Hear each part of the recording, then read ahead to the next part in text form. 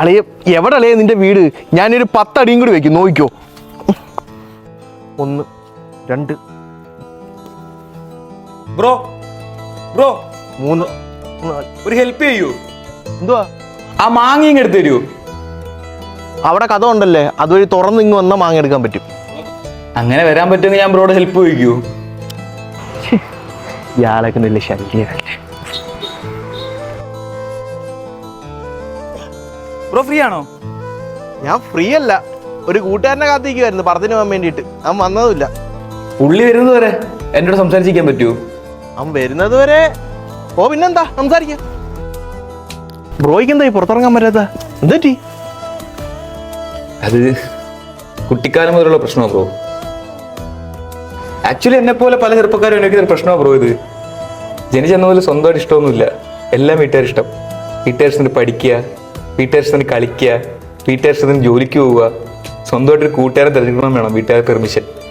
അങ്ങനെ ഈ പ്രഷറൊന്നും എനിക്ക് താങ്ങാൻ പറ്റിയില്ല. അങ്ങനെ താങ്ങാൻ പറ്റാത്തത് ഞാനൊന്ന് അലറി. ആ അലർച്ച എന്നത് ഈ മുറിയില്ല. ചോദിച്ചോ പറയുക, എനിക്ക് ഭ്രാന്താണ്.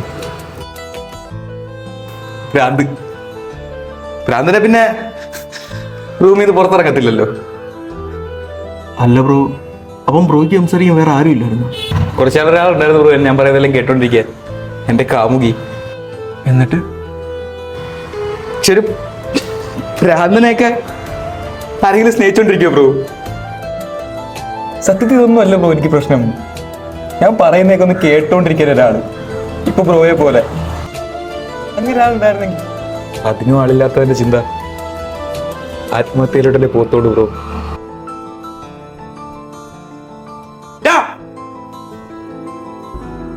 വന്നേ നീ. എന്തോ ഇവിടെ? അല്ല മാങ്ങയല്ല, തേങ്ങ. എങ്ങോട്ട് പോകണം? ഞാൻ ചെറുക്കന് മാങ്ങ കൊടുത്തോട്ട്. അവിടെ ചെറുക്കന് ഒരു തേങ്ങയില്ല. അവിടെ ആണെങ്കിൽ ഒരു ഫാമിലി ഉണ്ടായിരുന്നു. അതിനകത്ത് ഒരു ചെറുക്കൻ 2 കൊല്ലം മുമ്പേ കയറി തൂങ്ങി. അവനാണെങ്കിൽ കൊടുക്കത്തെ ഇൻട്രോ വെട്ടും. എനിക്ക് തോന്നിയതായിരിക്കും നീ വന്നേ സിനിമയ്ക്ക്. എന്താ അവിടെ ഇങ്ങനെ വാടാ?